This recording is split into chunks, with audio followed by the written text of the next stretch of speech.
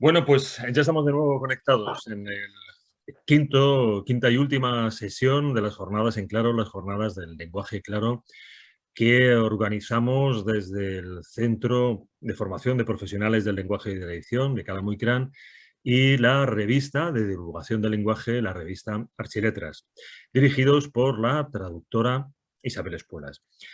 Estas jornadas tienen lugar gracias al patrocinio de Endesa y la colaboración del Gobierno de La Rioja, que es la que nos permite que podamos acceder todos y que funcione y se ponga en marcha.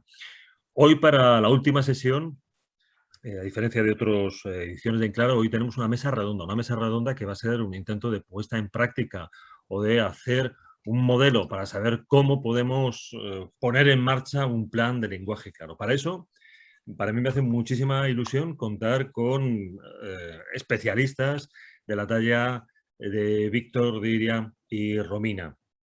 Os voy presentando uno a uno, desde luego.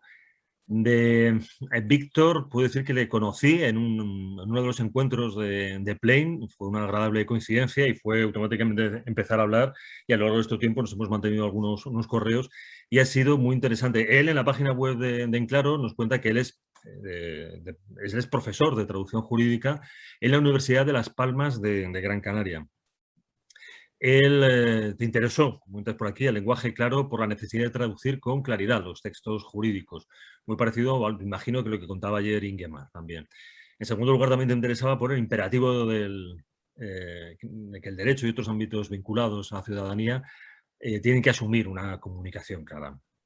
Entonces, eres miembro eres asociado de Plain, como creo que somos la mayoría que estamos aquí, y de Clarity, del que eres representante para España. Así que, bienvenido, Víctor, estás en tu casa.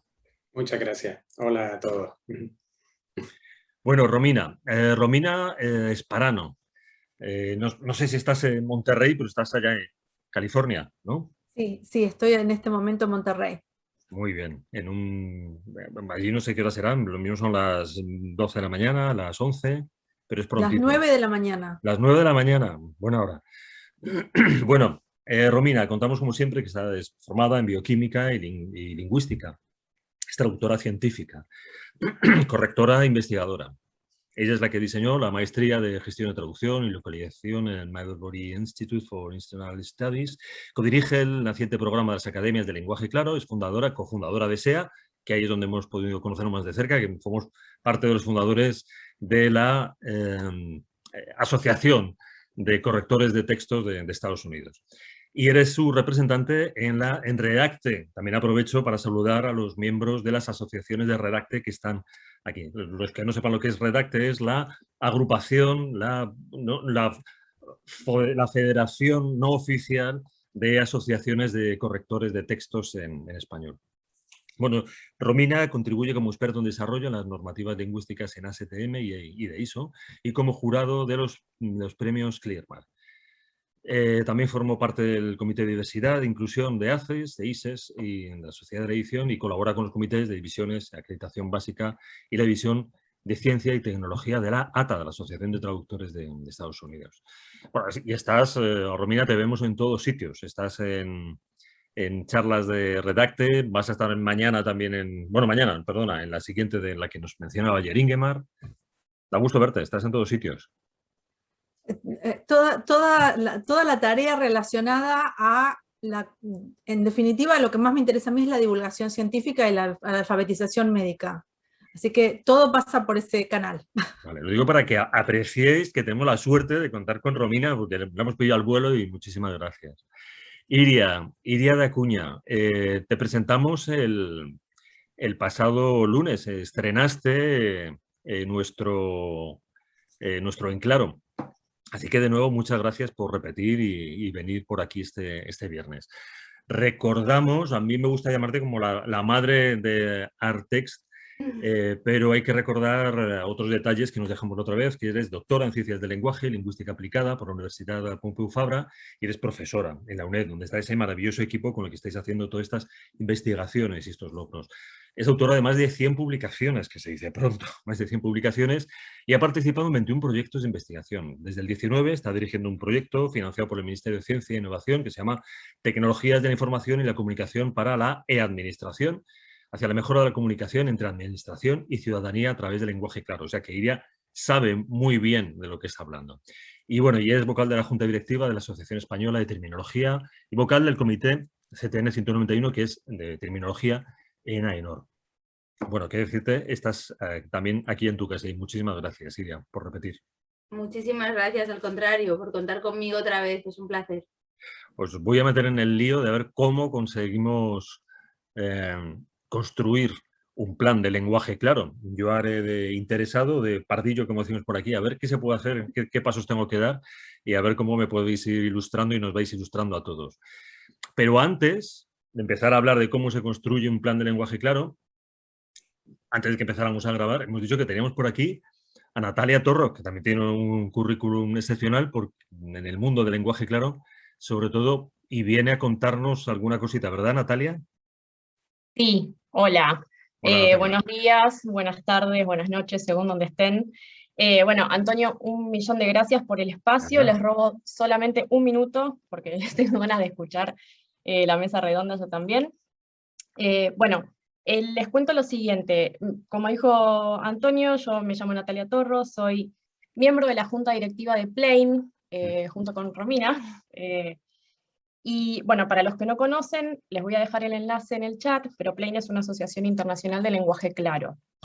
Desde el año pasado estamos trabajando, desarrollando, bueno, abrimos un comité nuevo, que es de desarrollo regional, y la idea es, bueno, justamente como dice el nombre, un poco explorar y desarrollar y apoyar iniciativas de lenguaje claro en idiomas que no sean inglés, que es el que más más atención ha tenido en estos años, ¿no? Entonces, aprovechando que, bueno, que hay mucha gente interesada, ya vemos con este tipo de encuentros los fructíferos que son. En español, bueno, la idea es un poco desarrollar lenguaje claro en español también. Por eso tenemos este comité, y uno de los proyectos piloto, que son, bueno, es un proyecto bastante importante, es justamente crear redes de contactos y de seminarios, webinars, etcétera, en los países de habla hispana. Para esto estamos buscando embajadores y embajadoras que estén interesados en colaborar con el comité, y también les voy a dejar el enlace, así no les paso toda la información ahora y podemos comenzar. Les dejo el enlace en el chat para aquellas personas que estén interesadas en sumarse, puedan ver cuáles son los requisitos y cuáles son las tareas que estamos necesitando, y si les interesa hay un mail de contacto. De todas formas, la única aclaración que hago es que si ven que algún requisito, que no cumplen con alguno de los requisitos, pero igual tienen interés en sumarse, contáctense igual, porque en algunos casos se puede hacer alguna modificación, y bueno, vemos si es viable o no, pero en definitiva, si tienen interés, está toda la información ahí. Muchísimas gracias otra vez, ahora les dejo todo en el chat, y bueno, así arranca la mesa redonda. Genial, Natalia. Muchísimas gracias por Gracias a ustedes. habernos contado esto, que suena muy, muy interesante. Os recuerdo que hoy vamos a tener hasta 1h30. Yo sugiero también que lancéis las preguntas, os recuerdo en el botoncito de abajo donde pone preguntas, no en el chat, lanzar las preguntas directamente en el chat, en preguntas y respuestas, para que podamos ir comentándolas en el momento, si se pueden intervenir. Y antes de empezar, hoy bastantes anuncios. Ayer Ingemar nos invitaba a uno de los encuentros que cerraba hoy, o sea, a las 12 de la noche de aquí de España, cierra la convocatoria de este encuentro. Romina, ¿nos puedes hablar algo de este encuentro, verdad? Sí, les voy a poner en el chat el enlace. La inscripción cierra hoy, pero el encuentro es la semana que viene, justamente el 13 y el 14 de octubre, para el Día Internacional del Lenguaje Claro, que fue fundado por Shale Stevens y Kate Harrison Whiteside, que son las fundadoras de Plain. Así que bueno, el 13 y el 14 es Clear Writing Europe.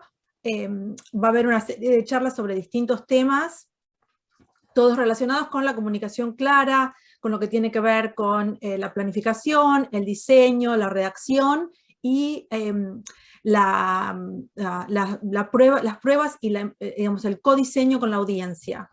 Así que los invitamos a que vean esto la semana que viene, siendo la semana del lenguaje claro, porque es el 13, el día en particular. Va a haber diversos eventos. Las academias del lenguaje claro van a tener una charla en vivo. Está Clear Writing Europe.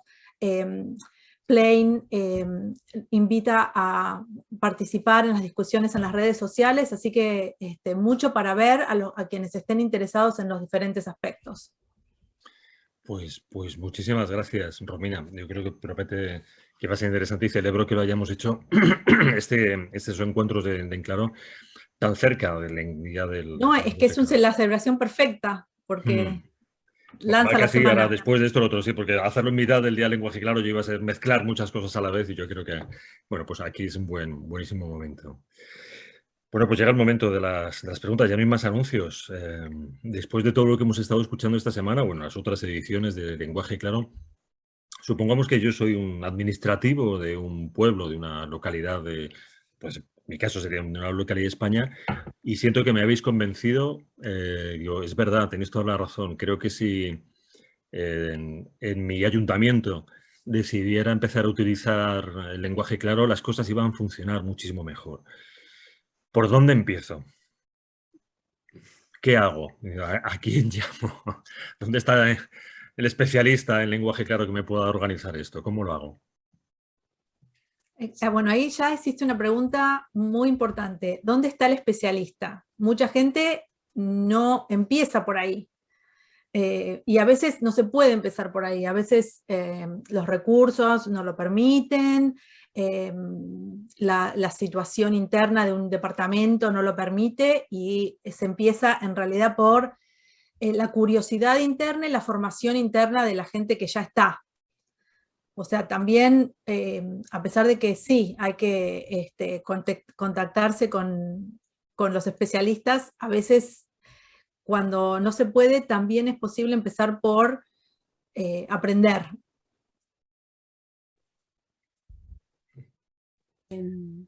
Sí, yo creo que es interesante esto, pero yo creo que siempre tiene que haber un grupo de trabajo interdisciplinar, es decir, que aúne personas en el caso de una pequeña administración, de esa administración, que sean especialistas, ¿no?, en el ámbito administrativo. Tiene que haber alguien que, por mucho que ellos quieran, si no saben del lenguaje claro, de comunicación clara en general, alguien les tiene que aportar, ¿no?, las ideas, las recomendaciones y orientar un poco. Y luego creo que también en el equipo tiene que haber otros perfiles, pues desde diseñadores, informáticos o terminólogos. Hombre, sería lo ideal, ya sé que es difícil a veces integrar todos esos perfiles. Pero fíjate que esta pregunta que ha lanzado Antonio me hace pensar, porque no me la esperaba, esta pregunta no me la esperaba, esta de ¿a quién llamo? Ostras, esto da pie a que podamos hacer acciones en conjunto, porque no existe una lista, que yo sepa, de especialistas en lenguaje claro.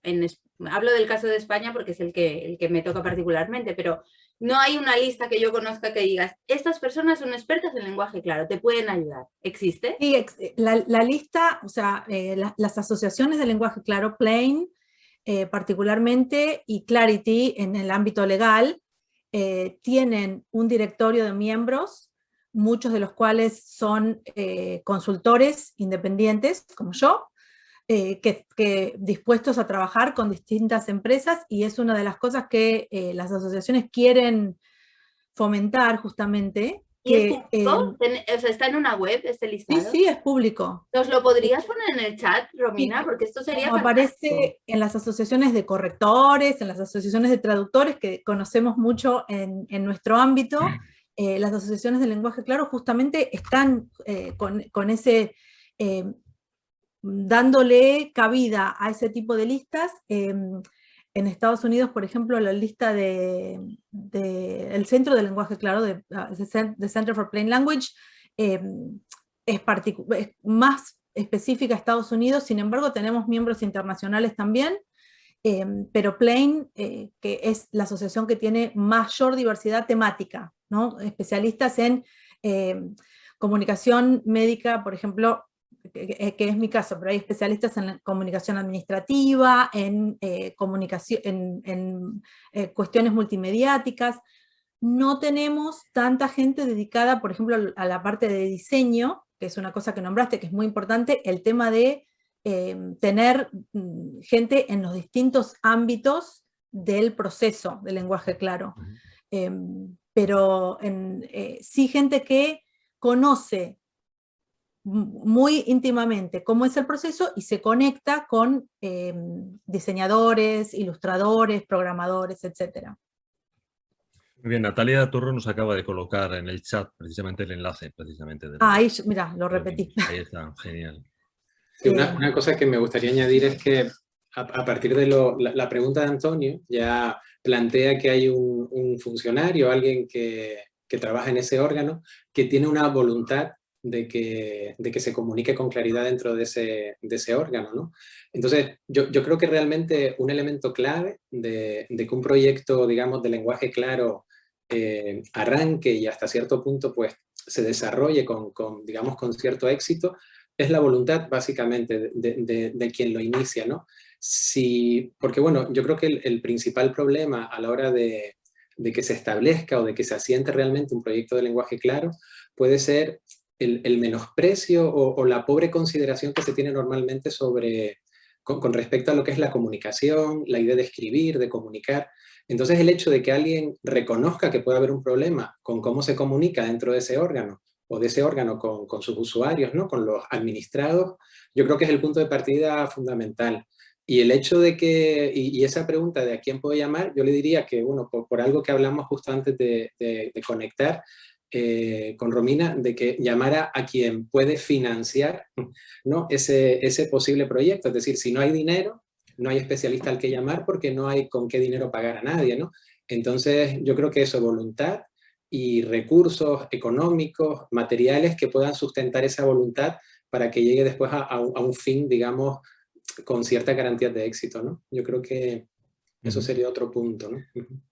Bueno, yo estoy encantado de ser el espectador primero porque puedo hacer todas las preguntas que quiera, así que voy a abusar de mi oposición y voy a hacer unas preguntas. Voy a llamar a alguien, probablemente una especialista, una más bien, porque también, igual que en muchas áreas del lenguaje, sois mayoría de mujeres, debería que decir, llamo a una especialista. ¿Me hará falta una especialista? ¿Me hará falta una empresa? Vamos a ver a quién llamo, ¿no? Y cuando empiezo a buscar, llega otra de esas preguntas claves, ¿no? Diciendo, yo no tengo ni idea de esto. Igual que yo no tengo ni idea de fontanería. Bueno, llamo a un fontanero porque un vecino me ha dicho que le ha funcionado. Bien, en este caso es difícil, no conozco a nadie que me pueda decir, sí, este es bueno el lenguaje claro porque vino a mi casa y me hizo una reparación maravillosa del lenguaje claro. No lo sabes, ¿no? ¿Qué garantía tenemos? Es decir, oye, yo he estado en las sesiones de Enclaro, yo he hecho un curso de Enclaro, a mí me gusta mucho el lenguaje claro o yo pienso que podría trabajar en esto. Venga, me voy a ofrecer. ¿Te puedes lanzar así, a ofrecer el lenguaje claro? O sea, yo cuento desde la honestidad del profesional que dice, vamos a ver, yo me estoy dedicando a esto, ya lo he hecho varias veces y lo puedo ofrecer. Pero ¿cómo se distingue? ¿Cómo se distingue que una persona, un profesional, sabe de lenguaje claro del que no sabe de lenguaje claro? O sea, si tenemos esa lista, ¿cómo la persona que accede a esa lista puede elegir a uno? ¿Cuál es la referencia? ¿Cómo sé que es un buen profesional? ¿Qué tiene que tener un buen profesional? Sí, es la pregunta que incluso estamos intentando responder desde las asociaciones y con el proyecto de ISO de la normativa sobre el lenguaje claro, justamente para establecer una definición, la normativa que se está desarrollando, para quienes no conozcan el proyecto, la normativa 24495, dentro del Comité Técnico 37, de ISO, que es el comité que trabaja en cuestiones lingüísticas. De allí salen las normativas, por ejemplo, en terminología y traducción, como la 17100, que establece el proceso de traducción, y a lo que ayudan estas normativas es a establecer justamente los pasos a seguir y la determinación de la calidad. Como un profesional o una empresa de lenguaje claro, en este momento no existe una certificación que diga como un título universitario, empieza a haber especializaciones, o una certificación como las certificaciones de traductores o incluso de correctores que existen alrededor del mundo.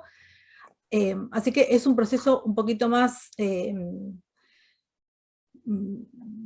hay que interiorizarse un poquito más, justamente para ver, está el profesional, está la empresa, han trabajado con esto, qué experiencia tienen, de dónde ha salido esa experiencia, y en qué temas han trabajado, y la verdad es que sí existen profesionales y empresas que tienen experiencia en esto, que están formados en esto, que han trabajado a nivel privado, a nivel público, o sea que es posible, es un ámbito que a pesar de que parece nuevo, porque en realidad ha ganado mucho impulso en estos últimos pocos años, hace casi 50 años que se está trabajando en este tema. Iria, Víctor. Sí, bueno, yo creo en un país tan, bueno, en el caso de España, donde no hay ningún tipo de regulación con respecto a esa consultoría lingüística, es decir, donde en la mayoría de las comunidades autónomas esa figura de consultor o de asesor lingüístico apenas está presente en administraciones o raramente en empresas, ¿no?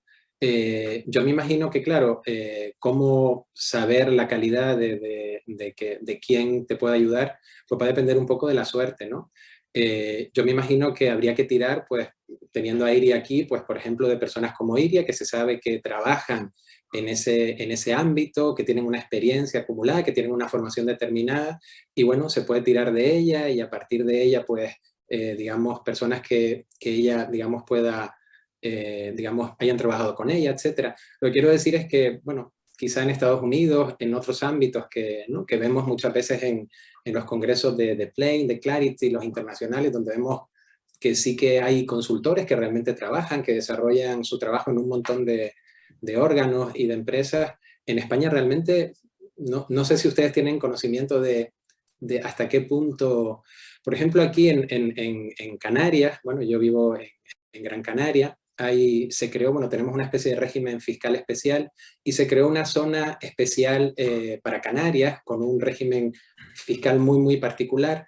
Y en un primer momento se creó la figura de asesor lingüístico para que regulaba un poco lo que eran las tareas de traducción y todo lo que tuviera que ver con la comunicación dentro de la zona de la SEC. Pero ese papel, digamos, que fue un gran mérito que apareciera en primer lugar, pero después se fue un poco difuminando con el tiempo y al final terminó, digamos, se terminó quitando, ¿no?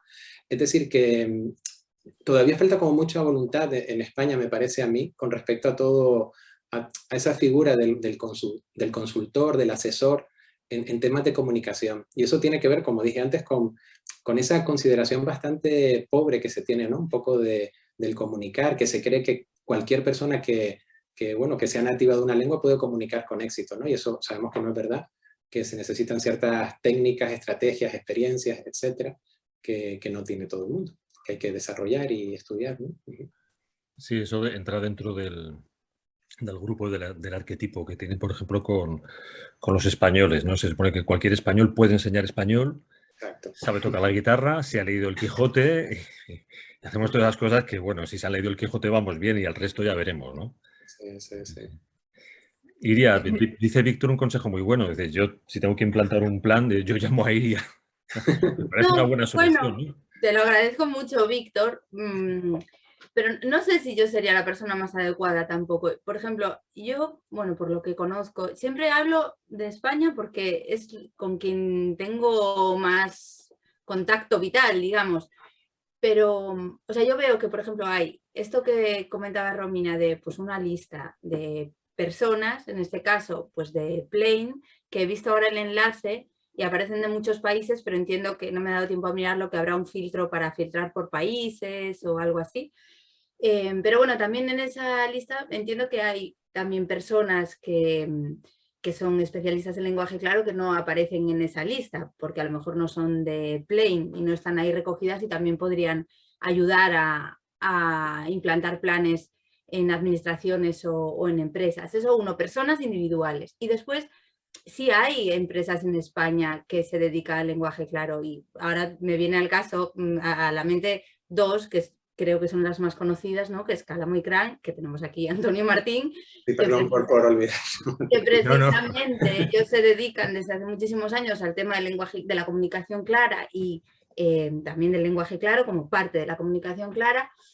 Y también Prodigioso Volcán, que también es otra empresa muy importante en España, que también llevan años en esta línea. De hecho, hay ejemplos en la administración española que ya se han llevado a cabo planes de claridad. Y me viene a la cabeza, por ejemplo, el Ayuntamiento de Madrid, que es uno de los grandes pioneros en este tipo de iniciativas y que lo que hicieron fue, bueno, partieron de un interés del ayuntamiento y montaron un grupo de trabajo en comunicación clara, lenguaje claro, desde, o sea, personas del ayuntamiento, y después lo que hicieron es contactar con personas externas especialistas en lenguaje claro, en comunicación clara, que precisamente fueron, si no me equivoco, Prodigioso Volcán y también el grupo de investigación EDAP dirigido por Estrella Montoliu en la Universidad de Barcelona. Y con ellos, a través de esa colaboración, pues montaron un proyecto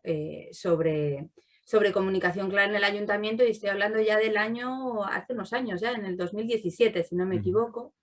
Y a partir de este proyecto, pues se desarrollaron bastantes acciones, desde acciones de formación a los empleados públicos, acciones de concienciación y de divulgación. Se redactó una guía de comunicación clara del Ayuntamiento de Madrid, que la idea es que la utilicen los empleados públicos.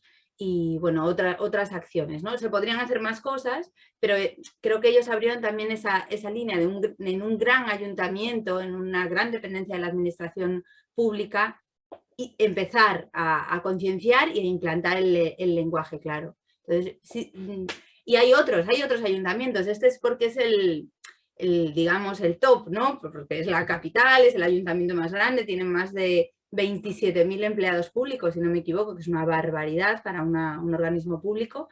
Pero bueno, también me consta que en otros ayuntamientos como más pequeños, catalanes, tengo aquí algunos como Santa Coloma, Mataró, Gavà, en este tipo de ayuntamientos, que no son tan pequeños, pero que también están haciendo acciones, y en el Ayuntamiento de Barcelona ahora también, no sé si sabéis que hicieron unas jornadas en 2020, no sé si conocéis las jornadas que hicieron sobre transparencia, lenguaje claro. Antonio, ¿tú las llegas a ver estas jornadas? ¿Sabes de qué hablo o no? No las conozco. Lo digo porque están grabadas, es que tengo aquí el enlace, os lo voy a mandar también por el chat, porque hicieron unas jornadas en diciembre del 2020 que invitaron a expertos del propio Ayuntamiento de Barcelona, de otros ayuntamientos y también especialistas en lenguaje claro desde el ámbito lingüístico y jurídico. Y todas las ponencias y 2 mesas redondas están grabadas y son muy interesantes. Entonces os lo voy a dejar aquí también para que veáis, ¿no?, lo que se está haciendo en administraciones españolas. Ahí también, Iria, puse el enlace a la guía de comunicación clara que Prodigioso Volcán desarrolló para, yo diría la Municipalidad de Madrid, pero el Ayuntamiento de Madrid, ya que estamos en el ámbito español. Pero sí, esto también se conecta con lo que decíamos al principio, decía Víctor, que además de la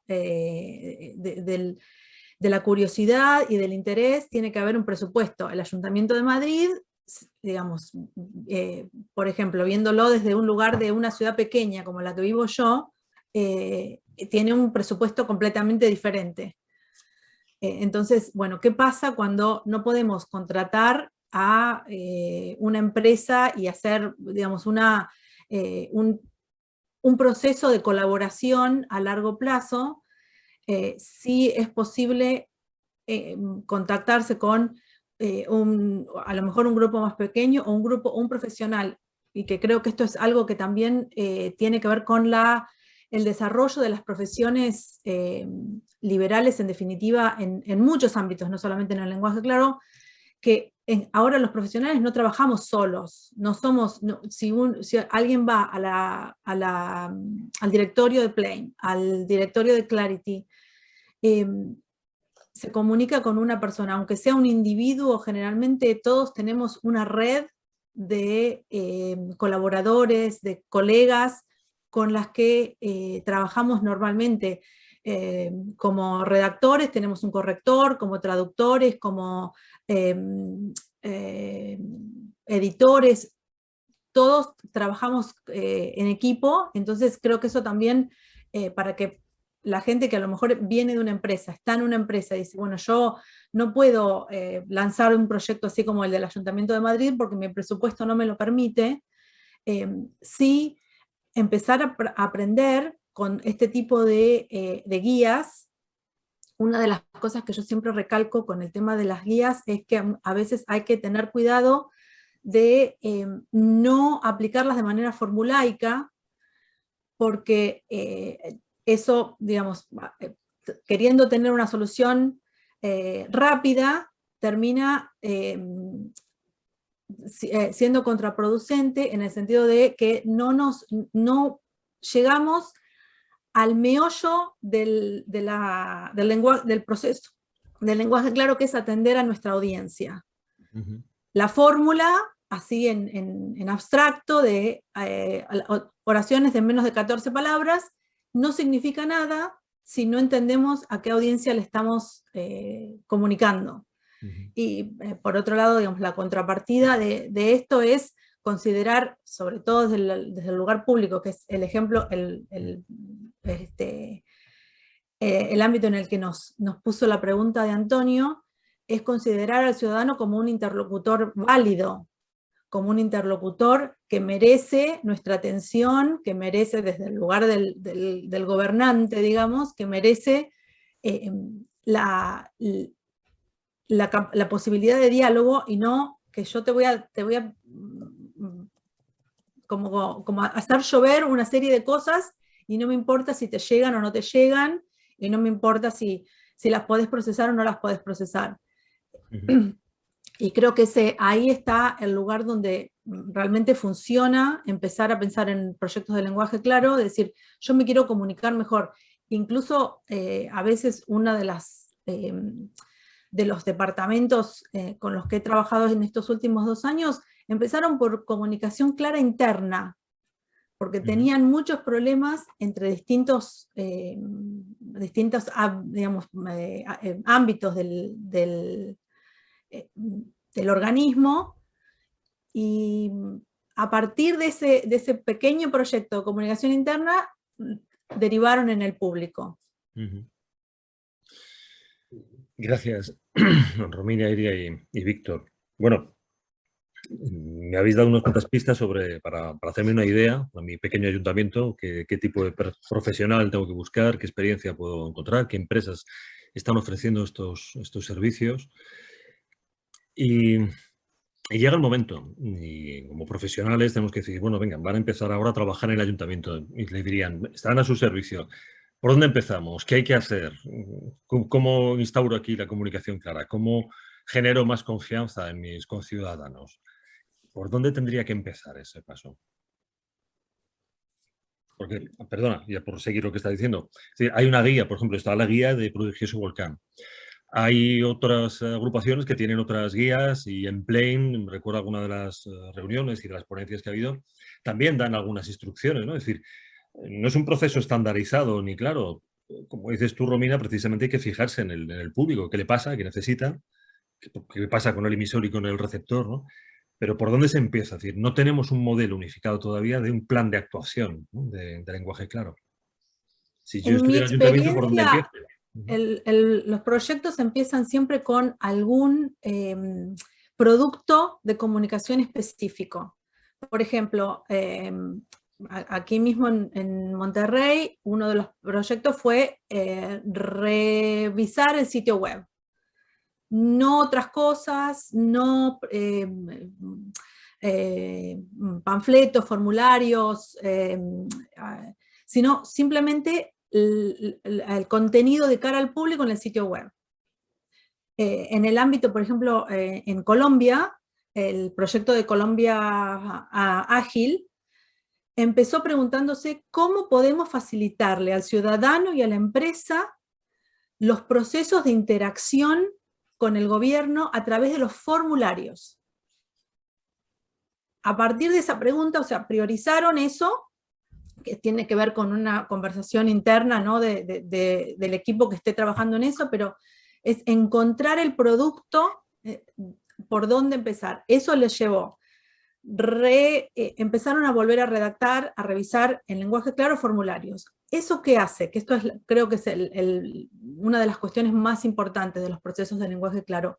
No solamente se trata de cambiar la redacción o el diseño de un texto, por ejemplo, sino también de entender que en ese texto tiene que estar el proceso de pensamiento, en definitiva, tiene que ser claro. Y uno de los ejemplos más icónicos de este tema es la redacción de los contratos, que es un proyecto fundacional, digamos, del movimiento del lenguaje claro, del Citibank. En el proceso de revisión del contrato, la persona, Bess Meyerson, que en ese momento era la consultora, había sido, tiene una historia muy interesante, si la quieren leer, fue Miss América, fue defensora de los derechos del consumidor, y terminó siendo consultora privada. En Citibank, lo que hizo fue no solamente volver a redactar, sino decir, bueno, pero esta parte del contrato es injusta. Esta parte del contrato no es clara, no es que no sea claro el lenguaje, no es claro el proceso, el ciudadano tiene que ir y venir y volver a ir. No lo podemos hacer venir solamente una vez.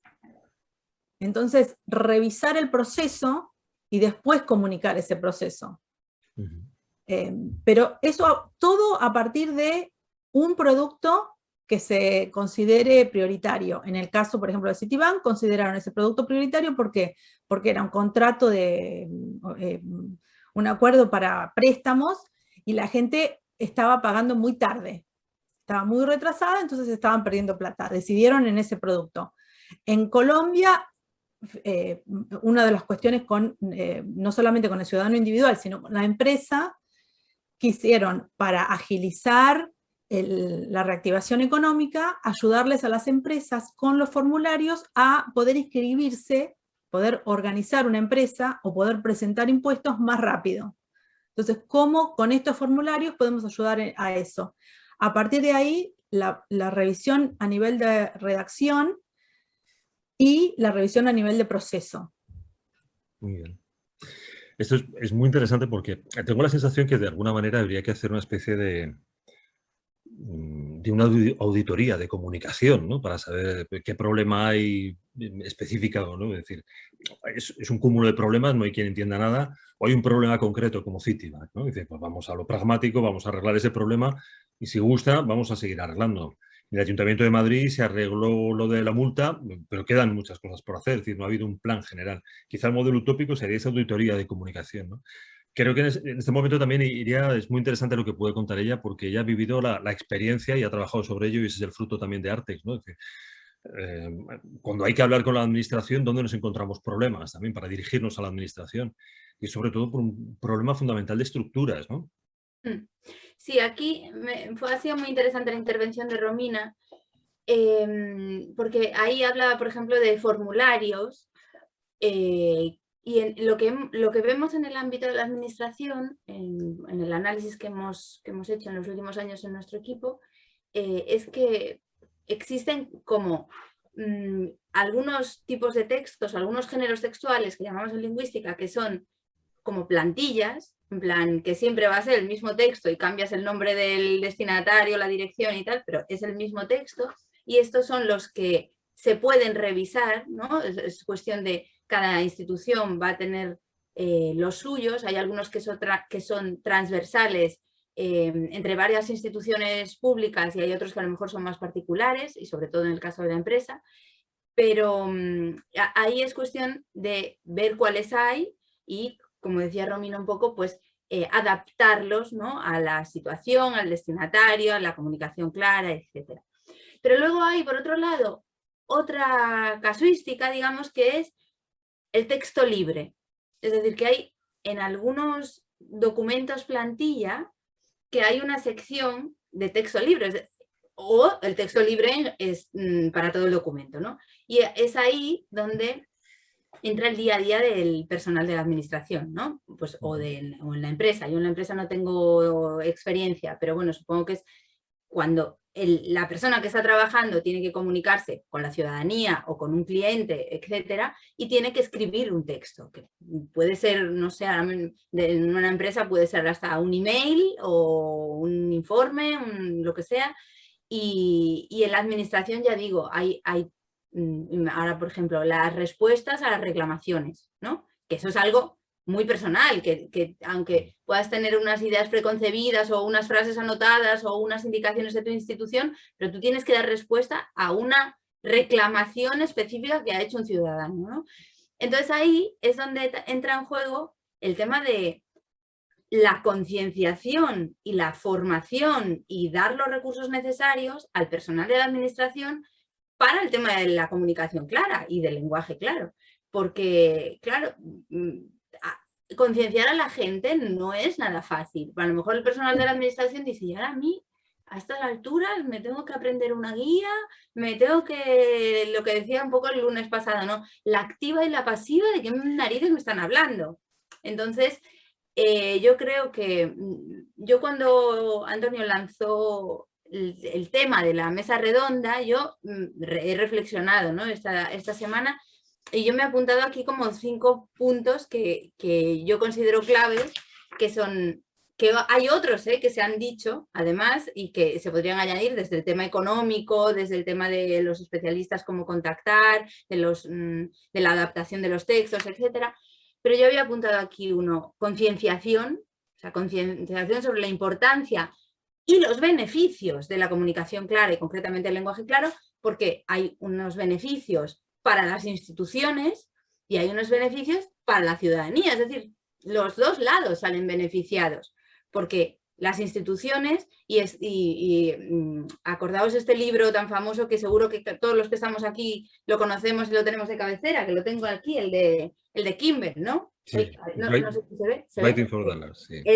Este libro, aquí hay un montonazo de casos concretos que se implanta, o sea, que el lenguaje claro ayuda a ganar dinero a las instituciones o a las empresas o a no perder tanto tiempo, ¿no? Pues con las llamadas para preguntar, 300 personas preguntando por algo que no se entiende, ¿no? Si está bien explicado, pues no te llamarán 200.000 personas. Y hay que recordar que muchos de los casos que plantea Kimberly son de los finales años 80 y 90.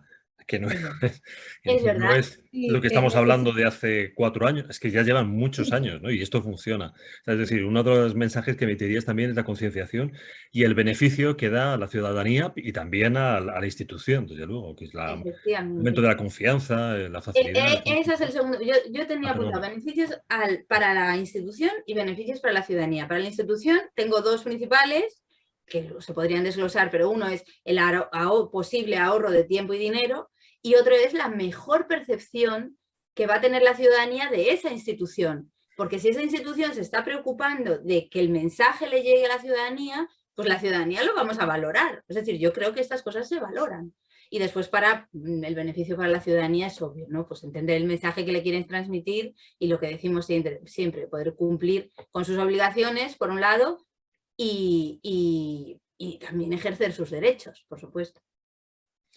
Bueno, yo tenía una lista más, pero es que prefiero dejar a Víctor que hable. Y vamos luego con este paso, a ver, Víctor. Sí, por vincular un poco, bueno, lo que acaban de comentar Romina e Iria, un poco entroncar con lo que han dicho ellas, y retomando un poco el caso de ese documento bancario de Citibank, si no me equivoco, la versión de después, la que estaba escrita en lenguaje claro, contenía un 20% de las palabras que tenía la versión antigua. Y entonces eso entronca también un poco con la idea de que hay que pensar mucho, ¿no? De que no nos podemos limitar solamente a a utilizar de manera un poco sistemática y sin pensar determinadas estrategias o técnicas de redacción, sino que es como una especie de reformulación de toda la situación comunicativa, ¿no? Realmente, ¿qué necesita saber el destinatario, ¿no? ¿Qué es pertinente en esta situación? ¿Qué tiene que saber, ¿no? Y ahí es donde, bueno, hay que pensarlo, y yo creo que para eso lo más importante es dar formación digamos, al personal de ese órgano administrativo, de esa empresa, etcétera, para que, digamos, se replantee, ¿no? Lo que significa comunicar, qué es lo que hay que comunicar, etcétera. Realmente debería ser como un proyecto integral, ¿no? Donde no solo le demos como ese lavado de cara, que no es un lavado de cara, sino, bueno, que no consiste solamente en una reformulación lingüística, sino que hay un gran pensamiento, ¿no? Detrás de qué tenemos que comunicar, qué queremos comunicar, qué necesita el receptor en este momento con respecto a este producto, con respecto a este formulario, a esta situación administrativa, etcétera, ¿no? Y bueno, y por supuesto, junto a esa formación que habría que dar a todo el personal, pues habría pues manuales, etcétera. Pero es verdad que los manuales por sí solos no deberían funcionar, sino siempre deberían estar acompañados, digamos, de la formación. Y algo que, bueno, por también entroncarlo un poco, vincularlo con el libro de Kimball que han comentado, en todos los ejemplos que hice como una especie de repaso, de revisión ayer, de todos los ejemplos que ponía él de casos de éxito, ¿no? Digamos, del plain language, del lenguaje claro a lo largo del tiempo, sí que me di cuenta de que sí siempre había como una especie de comité o de grupo de personas que asesoraban y auditaban, ¿no? Siempre los productos lingüísticos que iban saliendo de cada órgano, ¿no? Entonces, eso me pareció muy importante, que haya siempre como alguien que esté haciendo un seguimiento, un acompañamiento, ¿no? Que sea experto, que sea especialista, a aquellos que están intentando comunicarse de manera clara. En algún caso incluso se nombraba la figura del mentor, que se forma un mentor para que el mentor, digamos, ayude en su pequeño grupo, digamos, de influencia, ¿no? A que la comunicación sea clara. Y bueno, como digo, es un proceso largo. Realmente si lo que se persigue es la comunicación clara y, digamos, y que sea algo permanente, yo creo que realmente son un montón de acciones que tienen que permear por toda la empresa, ¿no? O por todo el órgano, y que tienen que mantenerse en el tiempo y que siempre, como dije antes y vuelvo a decir, tienen que estar acompañadas de voluntad y de presupuesto, porque desde que desaparece la voluntad del político o del jefe de la empresa, desaparecen los recursos y desaparece todo, ¿no? Me da la impresión a mí. Y perdón, me disculpo por no haber nombrado antes ni a Prodigioso Volcán ni, por supuesto, a Calamo y Cran en esa lista, por supuesto, de profesionales de la comunicación que podrían prestar estos servicios. Lo siento, ¿eh? Y Romina, que está trabajando de ello también, ¿no? con su empresa. Vale, ok. Que también está haciendo cosas muy interesantes. Vale, perfecto. Uno de esos puntos que a mí me interesaba, saliéndome del papel del administrativo que está solicitando vuestra ayuda, recuerdo que en esa implantación del sistema había una fase que a mí me fascinaba cuando contaban casos especiales, ¿no? Tanto los de Kimberly como otros, que era precisamente el del prototipo, que era la parte más de ingeniería lingüística, ¿no? Que es una parte que también muy apasionante. Es decir, vale, hemos diseñado este texto, lo hemos creado, pero venía un momento que era un prototipo, o sea, no actuaba, o sea, los que trabajamos en lenguaje claro tampoco actuamos como gurús, es decir, lo correcto es esto. Dices, no, esto es un modelo, como un ingeniero, es decir, que puede que vuele o no, o vuele mejor o peor según se utilice, ¿no? Y creo que el prototipado, no sé si habéis tenido también experiencias de prototipado de proyectos, de textos, para ver si funcionan o no funcionan. Antonio, quisiera hacer una pequeña desviación a algo que dijo Iria que me parece muy importante, que es una vez que se tiene, digamos que a lo mejor se tiene el formulario, responde el ciudadano y hay que volver a responder. ¿Cómo redactamos ese texto individual, particular, que a lo mejor puede haber un prototipo, pero hay que personalizarlo a una cuestión particular? Y una de las cosas que yo recomiendo a la gente que está pensando, decir, bueno, vamos a empezar por este folleto, vamos a empezar por este, o vamos a responder a esta carta. ¿Cómo la respondo? ¿Cómo empiezo? Tenemos esa cuestión del papel en blanco del escritor, ¿no? la página en blanco. Yo siempre acudo a una técnica que se utiliza en la alfabetización médica, que se llama enseñanza en espejo. La enseñanza en espejo les enseña a los profesionales a chequear la comprensión del paciente. Y en definitiva es una especie de adaptación de esta técnica a un diálogo que uno puede tener internamente con su interlocutor. El ciudadano, en el caso del ejemplo que ponía Iria, el ciudadano responde, tiene una reclamación. Bueno, a ver, ¿qué me dicen esta reclamación? En lugar de, digamos, volcarle todo lo que ha pasado antes, cuestiones formulaicas, dialogar con esa reclamación y decir, bueno, ¿qué es lo que espero que el ciudadano haga después de esto? ¿Cómo lo voy a ayudar? Si yo le digo que vaya a tal lugar y voy a tal lugar, ¿el enlace está para llenar esta otra cosa? Entonces, a partir de poder imaginar que estamos chequeando la comprensión de nuestro lector, empieza el proceso de redacción en un marco dialógico y no en un marco de, digamos, lluvia de ideas. O sea, quería hacer ese paréntesis para traer a colación esta técnica que me parece muy útil para empezar a escribir cuando uno no sabe por dónde empezar. Gracias, Romina. Yo vuelvo a ese punto donde lo había dejado, ¿no? Con el prototipo. Lo digo porque el prototipo podemos ser como profesionales del lenguaje, podemos ser muy cercanos a la administración y decir, venga, vamos a sentarnos, vamos a hablar, ¿qué os parece esto, el otro? Que está bien. Pero tenemos herramientas lingüísticas muy potentes, ¿no? Que también ahí Iria nos puede contar algunas cosas también, ¿no? de esa experiencia. Porque la administración tiene unos términos técnicos, pero la ciudadanía lo llama de otra manera, ¿no? Creo que hay que intentar hacer ese equilibrio, ¿no? Hacer ese papel, también lo podía decir Víctor y Romina, ¿no? de intérprete o de traductor, es decir, qué está buscando la gente y cómo se llama eso técnicamente. Pero aunque tenga ese nombre técnico, quizás es lo más lógico decir, ¿no? Vamos a utilizar, pues como hace Google, decir, pero ¿con qué palabras está buscando esto, ¿no? Quizá ahí las herramientas, desde las más sencillas, desde de Google Trends, de Google Ngram y otras herramientas de trabajar con corpus, pues es una tarea esencial, ¿no? Una habilidad que debería también tener un grupo de especialistas de lenguaje claro, ¿no? El tema terminológico para mí es un temazo dentro del lenguaje claro. A ver, nosotros en nuestro grupo lo que hacemos es... a ver, la comunicación clara implica muchas más cosas que el lenguaje claro, eso es evidente.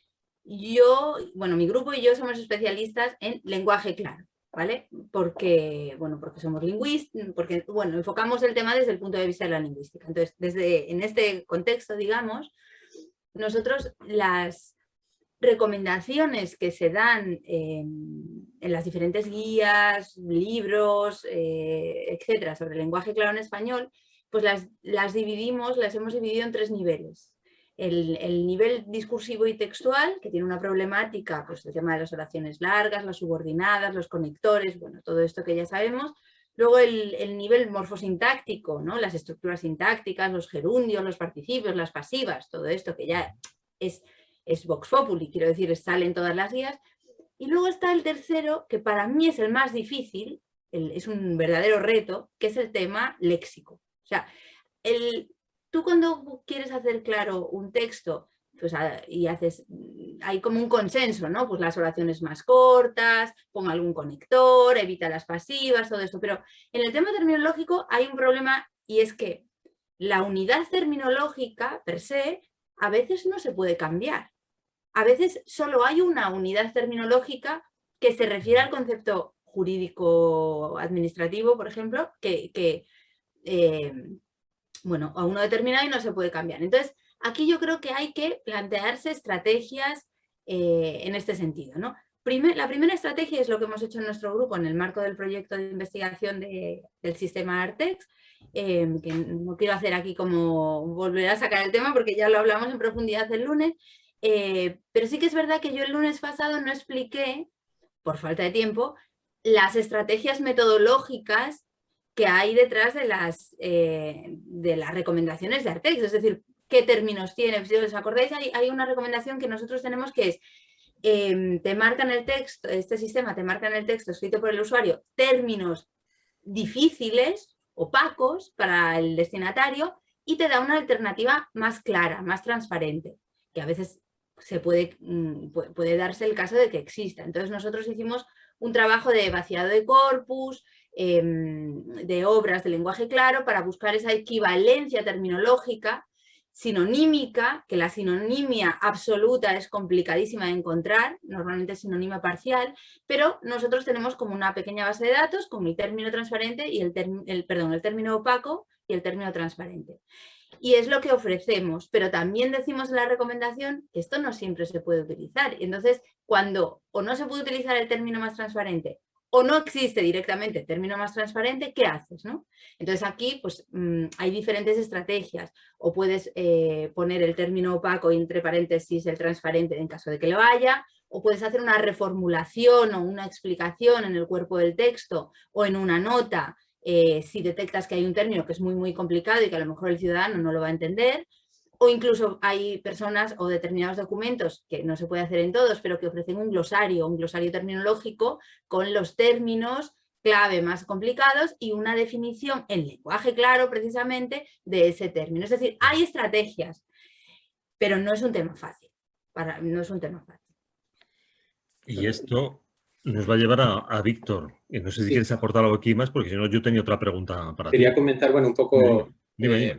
A partir, bueno, ese texto en el que se podrían aplicar esas estrategias que ha comentado Iria, sí que es verdad que después, y tomando un poco la pregunta que hiciste antes, es necesario, digamos, validarlo, ¿no? La creación de ese prototipo de documento o digamos, la necesidad de que haya un procedimiento de validación del documento al que se ha llegado, aplicando estrategias de lenguaje claro, etcétera, e incluso de diseño, etcétera, porque se supone que bueno, tal como ha comentado Iria, la comunicación clara abarca muchos ámbitos. Ellos, digamos, se centran en lo que es el lenguaje claro, pero es verdad que la tendencia es cada vez más a que haya elementos visuales que se complementen con los elementos lingüísticos para, digamos, comunicar más claramente, ¿no? Y esa combinación, al final hay que ponerla a prueba. Y ese poner a prueba, bueno, yo creo que para quien pueda estar implicado en la elaboración de ese documento, puede ser algo, bueno, es algo bastante bonito, es decir, es algo apasionante porque es como, digamos, testar con el público real, ¿no? Con usuarios potenciales, hasta qué punto entienden ese documento que se ha trabajado siguiendo técnicas muy concretas, etcétera, ¿no? Y bueno, esa es un poco, es verdad, un poco digamos, la tendencia, tal como aprecio yo un poquito cómo son las experiencias por todo el mundo, la tendencia es a cada vez dar más importancia al momento de validación del documento. Solo así se sabrá si realmente ese documento es capaz de comunicar eficazmente lo que pretende, ¿no? Entonces, bueno, me parece que es muy importante y bueno, yo en mi ámbito un poquito más académico de investigación, sí que he llevado a cabo algunos, digamos, experimentos de validación de traducciones claras. He comparado traducciones, digamos, convencionales y traducciones claras de documentos jurídicos y lo he puesto a pruebas, por ejemplo, con juristas o con también estudiantes de derecho y con el público en general, ¿no? Y la verdad es que, bueno, los resultados que uno encuentra a partir de esas traducciones que ha hecho, ¿no? Las impresiones, saber si realmente han entendido o no han entendido, la valoración que pueden tener del traductor como profesional, etcétera. Todos esos resultados dan un montón de pistas y te permiten corregir o enmendar cosas de ese texto, ¿no? Para intentar que sea un poquito más eficaz. O sea que yo, la idea del prototipo, de validación, etcétera, yo creo que es un poco el sentido, o sea, hacia ese procedimiento vamos, ¿no? Eso va a ser muy importante si queremos que el lenguaje claro realmente, digamos, dé un producto, digamos, válido y eficaz, ¿no? Perdonen por enrollarme un poquito. Así. No. Yo creo muy bien, porque... Antonio, Romina. Quiero contestarte al tema del prototipo, justamente teniendo en cuenta el tema terminológico. A nivel léxico, yo veo una diferencia muy a veces muy confusa entre las cuestiones enrevesadas, por ejemplo, la finalidad de la prestación para decir la ayuda, que es una cuestión, y otra cuestión es decir diabetes mellitus. O sea, darle al interlocutor, que esto a mí me pasa trabajando con agencias gubernamentales, organismos gubernamentales a nivel de salud o nutrición, que es la necesidad de usar un término especializado para poder darle al lector una puerta a otra fuente de información, ¿no? Eso también es muy importante. A nivel de traducción, a veces cuando tenemos que trabajar con un término especializado, a veces en un documento tenemos que, digamos, usamos una explicación lega, en lenguaje lego, y resulta que en el siguiente documento vamos a tener que cambiarla porque hay una interacción con otro término. Podemos hablar de ejemplos si quieren, pero bueno, a nivel terminológico están esos aspectos. ¿Cómo funciona esto en prototipos? A mí me parece genial la idea de tener un prototipo textual, por ejemplo, para comunicar, no sé, los riesgos de cuestiones de salud cardíaca.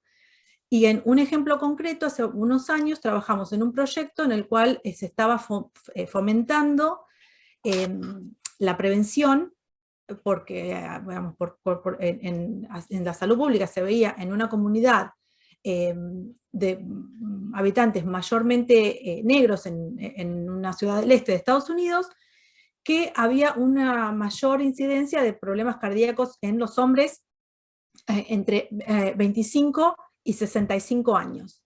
Entonces se hizo un prototipo y se lanzó finalmente un texto dirigido a los hombres, por ejemplo, con cuestiones de analogías de cuestiones deportivas. Y otro texto, ese mismo prototipo se adaptó a las mujeres de la comunidad, a esposas, hijas, madres, hermanas, que podían ayudar a promover estas prevenciones de los chequeos con otro tipo de analogías, porque ese tipo de analogías no, en las pruebas justamente, en chequear con grupos focales y con entrevistas, no funcionaban bien para los cuidadores, digamos, de esos potenciales pacientes. Así que eso es digamos, una estrategia importante a tener en cuenta, que tener un prototipo y versionarlo, hacer versiones, puede ser necesario. Por ejemplo, el año pasado, justamente en el Centro de Lenguaje Claro, una de las entradas de los premios Clearmark fue un libro de cuentos para explicar el tema de COVID, que funcionó a manera de lo que hacía incluso María Montessori, ¿no? De educar al niño y a través del niño llegar a los papás, a la familia, a los adultos alrededor de ese niño. Entonces es muy, muy importante considerar la posibilidad de versiones a la hora de divulgar información, para mí particularmente sobre el tema de salud, por ejemplo. Vamos llegando también a uno de vuestros terrenos favoritos. Yo estoy en este ayuntamiento y tengo que expedir una serie de documentos con terminología oficial, técnica, al fin y al cabo. Eso, con el uso que haga el ciudadano con estos documentos o el acierto o el error que tenga mi administración, se van a generar conflictos, porque siempre hay conflictos, porque alguien no ha pagado una multa, no ha hecho lo que tenía que hacer, ha habido una bronca, una discusión, y todas las discusiones están basadas en textos legales. ¿Hasta qué punto podemos modificarlo? El lenguaje claro, ¿hasta dónde puede entrar? Como estabas diciendo, Romina, ¿hasta qué punto podemos entrar y decir, bueno, vamos a modificar esto para hacerlo más claro? Pero cuando envío la documentación te voy a tener que soltar la tralla de terminología administrativa jurídica, que se puede, es decir, las leyes están aquí, o hay un paso intermedio para decir, oye, yo te lo puedo explicar un poco, lo vas a tener en crudo, que lo sepas, pero te puedo dar una explicación somera para que entres. Porque si no, yo entiendo, y me ha pasado con algunos de mis clientes, cuando me dicen, no, yo cuando informo al cliente, en este caso, y eso que era de una administración, le tengo que enviar todo esto, nada más empezar, según en virtud del artículo tal, en la página tal, y es que me empiezo a leer esto y no puedo, pero es que esto tiene que aparecer. La primera solución es decir, colócalo en otro sitio. Dime sí, no, a dónde voy, y luego ya dime que por ahí está la argumentación legal, ¿no? Pero hay un conflicto precisamente, ¿no? Con esto, con el lenguaje administrativo y jurídico. Es decir, como utilice términos que no son los adecuados, lo mismo un abogado me tumba mi reclamación porque no está sujeta a derecho tal y como lo entendemos ahora, ¿no? Si me permite, Antonio, tomando otra vez el ejemplo de la nota de Citibank, en aquel momento, pues esas 3.000 palabras se convirtieron en 600 palabras en esa versión de lenguaje claro. Y bueno, bueno, según cuentan, ¿no? Pues digamos que el bufete de abogados del banco pues puso el grito en el cielo porque eso iba a provocar más litigiosidad, etc. Y la consecuencia fue justo la contraria, es decir, que provocó menos litigiosidad, es decir, menos devolución de todo, es decir, digamos, se calmaron las aguas alrededor de lo que podría haber sido la litigiosidad con respecto a esa nota anterior, ¿no? Con lo cual, yo creo que hay que desmitificar la idea de que lo que está ahora mismo en un documento jurídico es lo que tiene que estar.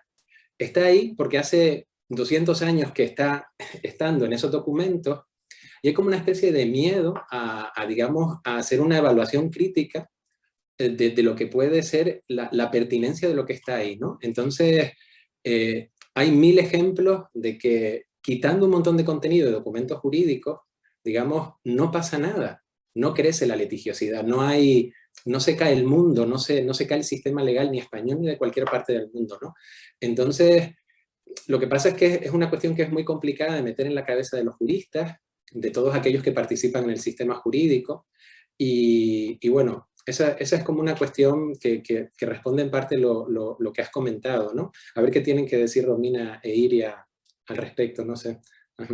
Sí, yo estoy totalmente de acuerdo con lo que ha dicho Víctor. Yo creo que, al menos en español, en España, tenemos una tradición que viene de hace muchísimos años en el ámbito administrativo y es muy difícil de cambiar.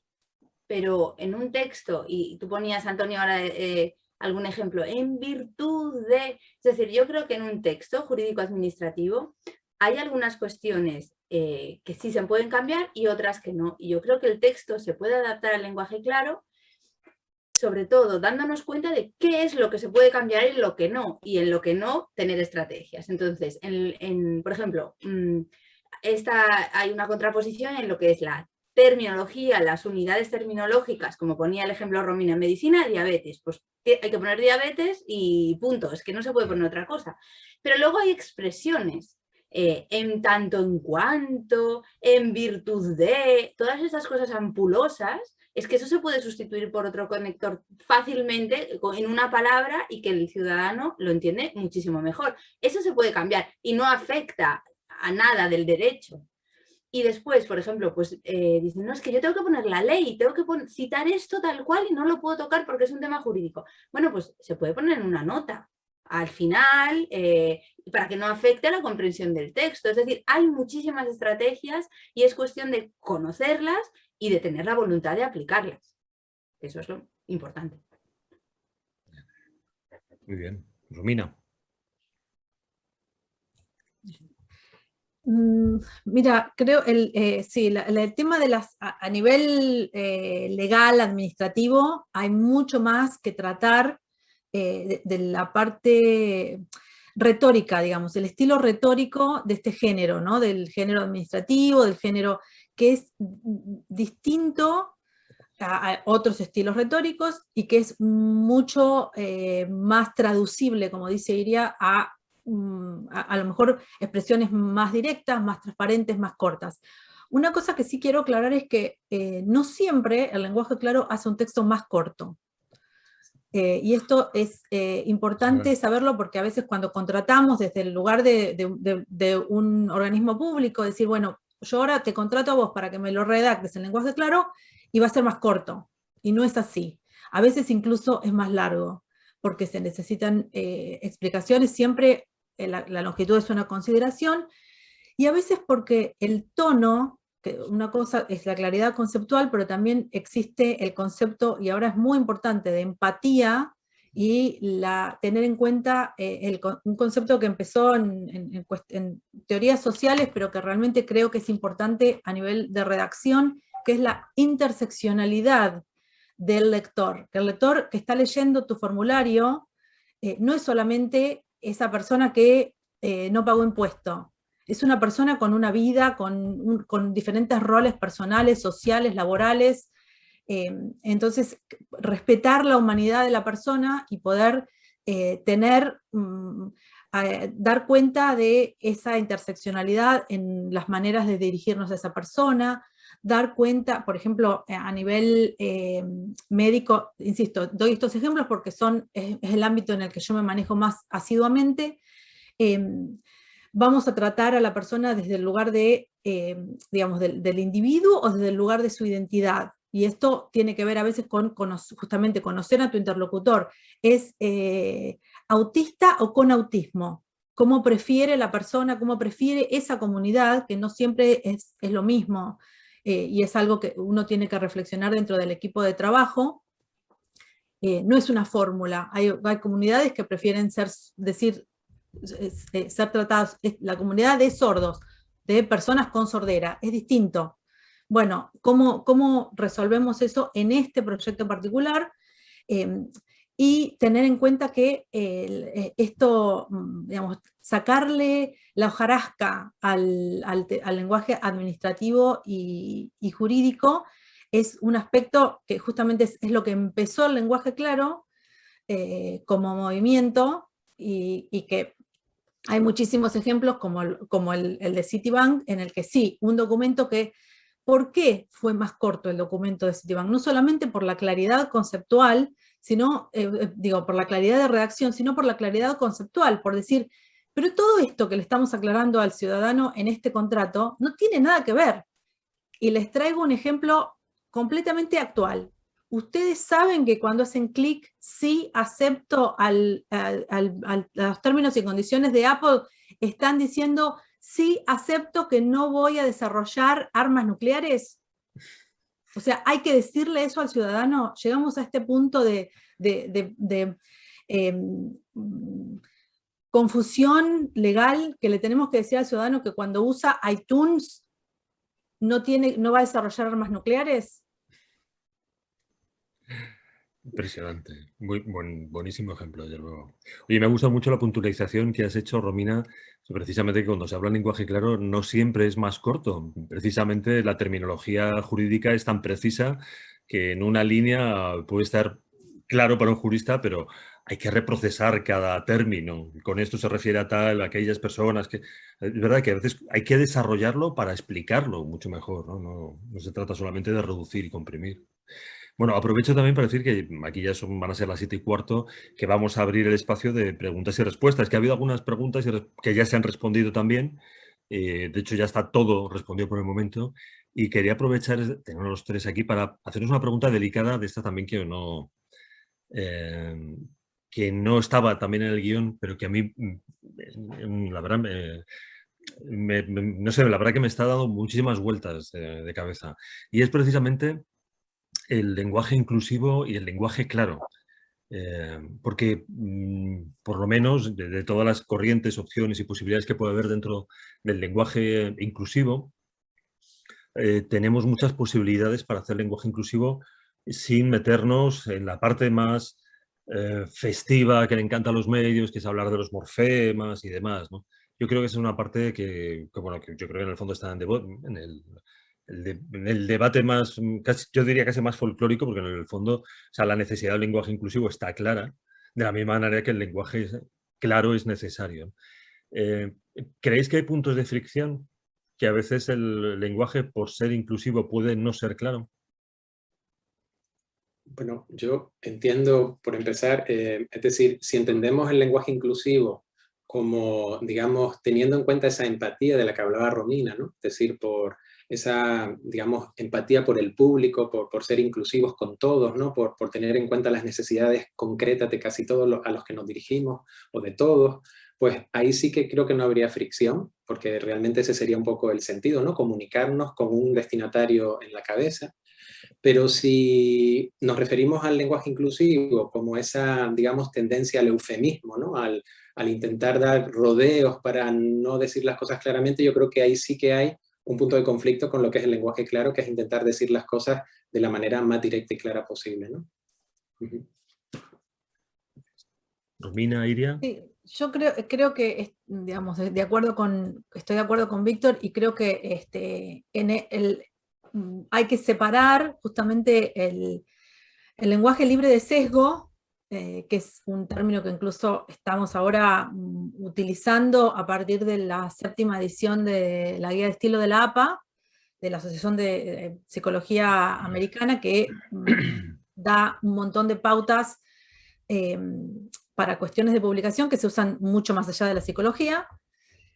Y es justamente esto, las cuestiones de sesgo que tienen que ver con la concientización sobre posturas, sobre prejuicios, el tema de la representación en los textos, en la redacción, con cómo tratamos a la edad, cómo tratamos al sexo, al género, a la discapacidad, incluso a la participación en la investigación. Ha habido por ejemplo, bueno, ustedes en Europa tienen el reglamento sobre resúmenes legos de ensayos clínicos, por ejemplo, y en ellos una de las pautas es tratar al participante como un sujeto humano, como una persona, no solamente como un número, ¿no?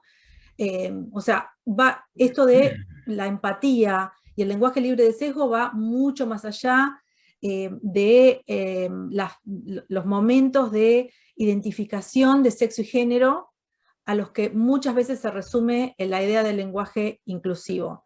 Y personalmente yo lo uso como, entiendo que el lenguaje inclusivo en definitiva es una aserción de identidad. Entonces lo respetamos en las personas que lo quieren usar, pero creo que no necesariamente es justamente por ser una aserción de identidad, no se lo podemos imponer a otros. Perfecto. Bien. Es un tema muy polémico, eso está claro, ahora está saliendo desde hace tiempo en todos los medios de comunicación. Ahora no sé si visteis sobre el tema que ha salido recientemente un libro que ha editado Carme Junyent en Cataluña. No sé si os suena este libro, es que justo tratas de esto.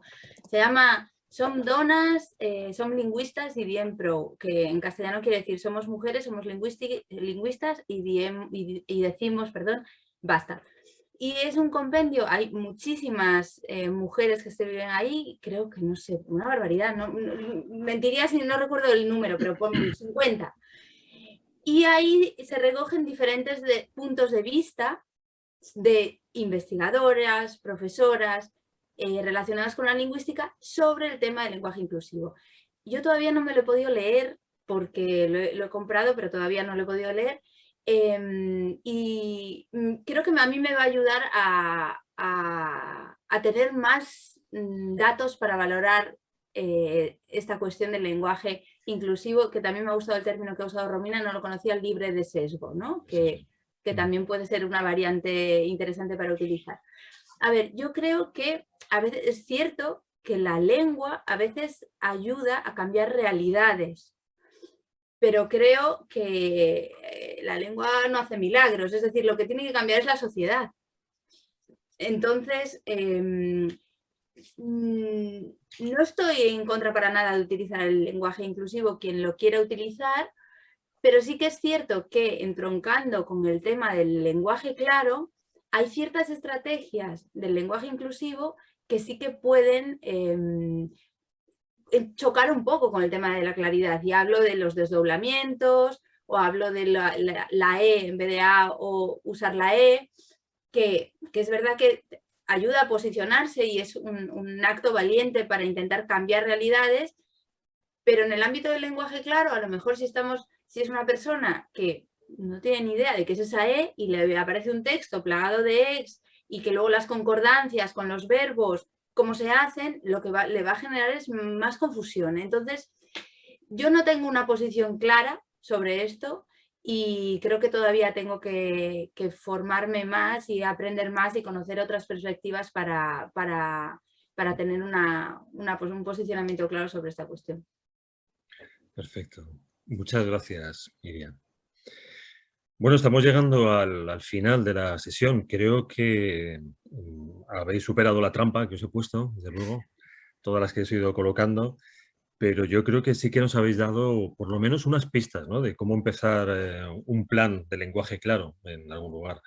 Yo os he transmitido las posibles dudas que podía haber y de hecho creo que se van generando más también según vamos ahondando, ¿no?, que es que alguna llamativa. La primera, cuando hablamos de a quién llamo, pues bueno, pues ahora sabemos que hay una lista en Plain, que hay empresas que lo ofrecen, pero desde luego todavía es algo que no se conoce bien, que no sabes dónde vas a recurrir, no hay una idea casi antigua de páginas amarillas a ver quién hace lenguaje claro, ¿no? En Google puedes buscar lenguaje claro y saldrán muchas cosas, pero quién está haciendo lenguaje claro sería difícil. O sea que también es una buena pista, ¿no?, para decir, oye, nos queda trabajo por aquí, nos tenemos que unir más y vernos, ¿no?, como agrupaciones o asociaciones. Yo de hecho, vamos, en Canal Multicam pertenecemos a Plain Language Europe, que es una agrupación de empresas, pero aún así, o sea, tampoco, yo llevamos 3 años y tampoco gracias a esa red ha salido trabajo para nosotros, ¿no? O sea, creo que hace falta esa labor de difusión del lenguaje claro y la necesidad y, como decía Iria, de esa concienciación y beneficio. Cuando hemos hablado de qué tiene un profesional de lenguaje claro, hemos dado algunas pistas y pautas, pero también Víctor nos venía a señalar que la figura del consultor lingüístico todavía no es conocida. También que tenemos una ISO en curso. Estamos ahí intentando que salga adelante, que eso nos servirá de un marco de referencia. Cuando yo os preguntaba también por dónde empiezo, habéis dado pistas muy buenas, ¿no? Lo de una acción concreta también, la idea del Citibank, ¿no? Es decir, vamos al grano y decir, este es el problema, porque a lo mejor de todo lo que quiere esa administración tienen un problema concreto con los ciudadanos porque esto no se resuelve y les genera problemas, porque lo explican mal. Pues centrarse en eso, en vez de hacer una auditoría de comunicación, que sería más complejo y global y haría falta muchos más recursos y dineros, de los que probablemente, como apuntaba Víctor, pues tampoco se disponga, ¿no?